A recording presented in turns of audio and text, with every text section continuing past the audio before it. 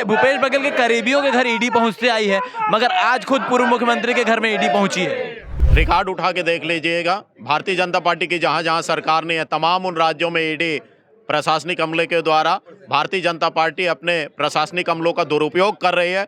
न केवल कांग्रेसियों के यहाँ अपितु पूरे विपक्षियों के यहाँ ये सोची समझी साजिश है और बदनाम करने की साजिश है। ये चाहते हैं हमारा हौसला टूट जाए, हम घर बैठ जाएं, हम चुप हो जाएं, हम जनता की आवाज़ ना उठाएं, हम इनकी हाँ में हाँ मिलाएं और इस प्रदेश के अंदर जो अत्याचार आम जनता के साथ हो रहा है उस पर हम खामोश हो जाएं। यह रेड किस केस में है किसी को नहीं मालूम, क्यों हो रही है नहीं मालूम। आज से कुछ दिनों पहले कोर्ट ने सीबीआई का एक केस जो बघेल साहब के खिलाफ था उसको खारिज कर दिया था। कोई केस बघेल साहब के खिलाफ अभी नहीं है, लेकिन फिर भी आज ईडी की रेड उनके यहाँ हो रही है। मुख्यमंत्री भूपेश बघेल के कई करीबियों के घर मगर आज सुबह जो है मुख्यमंत्री भूपेश बघेल के घर में ईडी ने दबिश दी है। 7 सदस्यीय टीम यहाँ पर पहुंची है, 4 अलग-अलग गाड़ी में आए और इसके साथ ही दुर्ग जिले के लगभग 14 जगहों पर ईडी ने छापेमारी की कार्रवाई की है। ऐसी भी खबर निकल कर आ रही है कि भिलाई जिलाध्यक्ष मुकेश आप देख सकते हैं समर्थक जो है वो यहाँ पर दरवाजे के ठीक सामने बैठकर नारेबाजी कर रहे हैं और साफ तौर पर कह रहे हैं कि जो कार्रवाई है ये गलत कार्रवाई हो रही है। मिली जानकारी के अनुसार जो ईडी ने अपना प्रेस रिलीज जारी किया है उसके अनुसार आपको बता दें कि दुर्ग जिले के 14 स्थानों पर ईडी ने दबिश दी और ये पूरा मामला शराब घोटाले से जुड़ा हुआ है। 2161 करोड़ के शराब घोटाले का पूरा मामला बताया जा रहा है, जिसको लेकर ये कार्रवाई की जा रही है। और इनके समर्थकों का ये भी कहना है कि कोर्ट से सीडी कांड में भूपेश बघेल को राहत मिलने के बाद जो है अब द्वेषपूर्ण इस मामले में घसीटने का प्रयास किया जा रहा है। मगर आपको बता दें कि जब शराब घोटाले को लेकर पूछताछ चल रही थी, चाहे वो कवासी लखमा से पूछताछ हो, तो ऐसा भी माना जा रहा है कि कवासी लखमा के द्वारा कुछ लिंक मिलने के बाद ही जो ईडी की टीम है वो भूपेश बघेल के यहाँ पहुंची और इसके साथ ही कई सारी ऐसी कंपनियों के नाम सामने आए हैं जिस कंपनियों को शराब घोटाले के जो पैसे हैं वो पहुंचे हैं और उस शराब घोटाले में जो पैसे पहुंचे उन कंपनियों में सीधा या इनडायरेक्ट ऐसा कनेक्शन चैतन्य बघेल यानी भूपेश बघेल के बेटे बिट्टू का कनेक्शन बताया जा रहा है। तो इसी मामले को लेकर ईडी आज यहाँ पहुंची है। समर्थक जो है वो दरवाजे को पूरी तरीके से घेर चुके हैं। सुबह जैसे ही समर्थकों को ये सूचना मिलती है कि पूर्व मुख्यमंत्री भूपेश बघेल के घर पर निवास स्थान जो कि पदम नगर में स्थित है, यहाँ पर जैसी लोग यहाँ पर आ जाते हैं।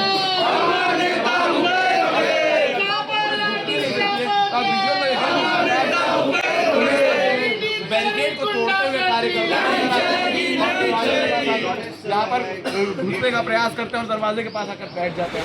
जी, किस प्रकार से पूरी ईडी की कार्रवाई को आप देख रहे हैं? भूपेश बघेल जी की बढ़ती राजनीतिक लोकप्रियता और न्यायालय में जिस प्रकार से भूपेश बघेल जो क्लीन चिट मिला है उसी का ये नतीजा है कि ईडी जो है जल्लाहट में जो है कार्य कर रही है। पिछले 4-5 सालों से ईडी जो है छत्तीसगढ़ के गाँव में गलियों में घूमती दिखी है। सब एक भी न प्रूफ न केस एस्टेब्लिश नहीं कर पाई है ईडी जो भूपेश बघेल जी उनके परिवार के खिलाफ में। अचानक जो है जब से राष्ट्रीय महामंत्री बने हैं पंजाब में बढ़ती हुई लोकप्रियता देखते हुए रोहित दोषपूर्ण कार्रवाई है।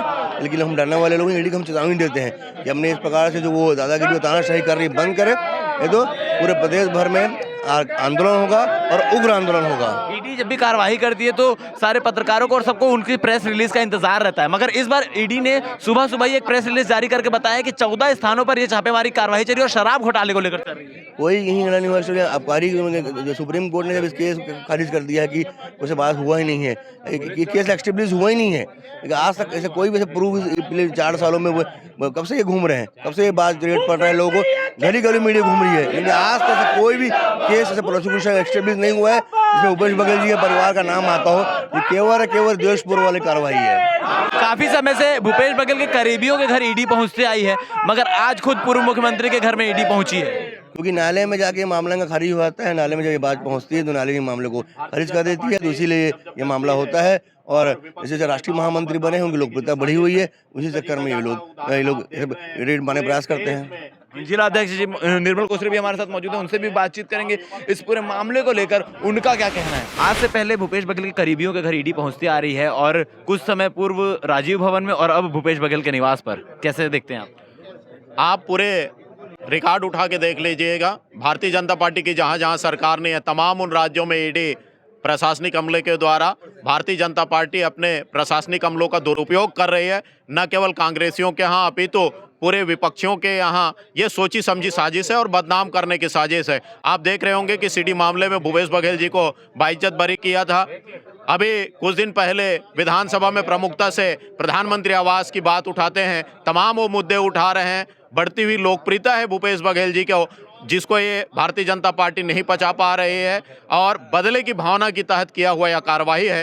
तमाम कार्रवाइयाँ हुई, ईडी ने बहुत जगह कार्रवाई किया, आखिर क्या मिला देश की जनता को बताना चाहिए, आपके माध्यम से छत्तीसगढ़ की जनता को बताना चाहिए। यह विपक्ष को कमजोर करने की साजिश है जिसका हम पुरजोर तरीके से विरोध करते हैं। इसके साथ ही जिला अध्यक्ष मुकेश चंद्राकर के यहाँ भी ईडी की टीम पहुंची, ऐसी खबर भी निकल कर आ रही है। मैंने आपको कहा कि विपक्षियों के यहाँ जा रहा है। राजीव भवन में ईडी को जाने के लिए समय है। भारतीय जनता पार्टी का जो कार्यालय बना हुआ है, क्या वहाँ ईडी नहीं जा सकती? तो ये विपक्षियों को बदनाम करने की साजिश है। देश की जनता देख रही है, भारतीय जनता पार्टी पूरी तरीके से तानाशाही में आ चुकी है और तानाशाही के साथ विपक्ष के नेताओं को बदनाम करने का साजिश कर रही है। ऐसी बातें भी निकल कर आ रही है कि शराब घोटाले में कवासी लखमा से पूछताछ के बाद और जिन कंपनियों के पास पैसा पहुंचा है उसमें बिट्टू बघेल की संलिप्तता होने के कारण ईडी यहाँ पहुंची है। देखिए, ये तो जांच का विषय है। क्या जांच अभी सामने आया है ये तो वो लोग बताएंगे। लगातार तमाम कार्रवाइयाँ हुई, बहुत लोगों को ईडी ने पूछताछ किया, क्या मिला? आपके माध्यम से क्षेत्र की जनता को, छत्तीसगढ़ की जनता को आखिर बताए ना। लेकिन बदले की भावना से सिर्फ बदनाम करना है नेताओं को, इस तरीके से छापा मारना और अपनी वाहवाही लेना, ये अपने मुंह मियां मिट्ठू बनने की तरह ही लागू होगा। तो मैं इसका पुरजोर विरोध करता हूं और इस तरह से कार्रवाई जो कर रहे हैं, अभी आप देखिएगा पूरे हमारे छत्तीसगढ़ के लोग भी, युवा कांग्रेस के और हमारे तमाम साथी यहाँ आ रहे हैं और जब तक हमको न्याय नहीं मिलेगी हमारी लड़ाई जारी रहेगी। आज विधानसभा सत्र भी है, तो भूपेश बघेल वहाँ पहुँच पाएंगे या ये ऐसे ही चलते रहेगा? ये तो भारतीय जनता पार्टी की साजिश है। हमारी लड़ाई सड़क से सदन तक है। हम लोग यहाँ पर सड़क में बैठे हैं, सड़क में भी हमारी लड़ाई जारी है और सदन में भी लड़ाई जारी है। आप देखे होंगे कि आपके माध्यम से छत्तीसगढ़ की जनता देख रही है, भूपेश बघेल जी हर एक मामले को प्रमुखता से उठा रहे हैं। अभी कुछ दिन पहले बहिर्गमन होता है प्रधानमंत्री आवास को लेकर। इसी प्रकार से तमाम, चाहे वो सड़क बनने की बात हो, चाहे वो चावल के मामला हो, बहुत तमाम सारे मामला है जिसको भूपेश बघेल जी उठा रहे हैं, जिससे भारतीय जनता पार्टी पूरी तरीके से डरी हुई है और इस तरह से कार्रवाई कर रही है। उनको सदन में जाने से रोकने के लिए इस तरह से कार्रवाई जो कर रही है भारतीय जनता पार्टी की सरकार ईडी के माध्यम से। तो आप लोगों ने सुना किस प्रकार से साफ तौर पर कहना है कि भूपेश बघेल की बढ़ती लोकप्रियता को देखते हुए सारी कार्रवाई की जा रही है और द्वेषपूर्ण ये कार्रवाई की जा रही है। अब इस कार्रवाई का क्या नतीजा निकलता है या ईडी क्या कुछ सामने चीज़ें लेकर आती है कि आखिर इस जांच में, इस रेड में क्या कुछ चीज़ें निकली? आज 14 जगह जो रेड पड़ी है उसमें क्या क्या चीज़ें निकल कर आई है? शराब घोटाला में कितनी संलिप्तता भूपेश बघेल, उनके परिवार या किसी अन्य की है, ये सारी बातें देखने को मिलेगी। लेकिन ये कार्यकर्ता है जिनका साफ तौर पर कहना है कि जब तक ईडी यहाँ से लौटेगी नहीं तब तक हम यहाँ बैठे रहेंगे। और इसके साथ ही संख्या बढ़ने की भी बात करेंगे। पूरे प्रदेश से जो है युवा कांग्रेस और कांग्रेस के जो साथी हैं वो यहाँ पहुँचने के लिए निकल चुके हैं और वो जल्द ही यहाँ भीड़ जो है वो दुगनी, तिगनी और 4 गुना होती हुई दिखाई दे सकती है। लगातार जो भी उनके खिलाफ देश में बोल रहा है उसके सामने ईडी, सीबीआई रख दे रहे हैं। और आप देखेंगे 7 साल पुराना सीडी कांड का जो मामला था उसमें आदरणीय भूपेश बघेल जी को न्यायालय ने पूरी तरह क्लियर माना है, वो पूरी तरह निर्दोष है। और सीबीआई को फटकार लगाई है कि ऐसा केस उनके ऊपर नहीं बनता जो केस उनके ऊपर किया गया है। उससे चिढ़कर बीजेपी ने ध्यान भटकाने के लिए अभी ईडी को भेजा है, लेकिन इससे हमारे हौसले नहीं टूटते। आदरणीय भूपेश बघेल जी के साथ छत्तीसगढ़ की एक जनता है, वो उनके साथ जो दबाव बनाने का प्रयास कर रही है ईडी, भारतीय जनता पार्टी का, हम सब कार्यकर्ता उनके साथ हैं। देखिए, डिप्टी सीएम का कहना है कि अगर कुछ किया ही नहीं तो डर क्यों रही है कांग्रेस? इसमें डरने की क्या बात है? हम अपने नेता के लिए खड़े नहीं हो सकते कि यहाँ पे? वो तो उनको स्पष्ट करना पड़ेगा। सच को सामने आने में भले समय लगे, लेकिन सच सामने आता है। 7 साल पहले इसी तरह सीबीआई की एक कार्रवाई किए थे ना आदरणीय भूपेश बघेल जी के ऊपर।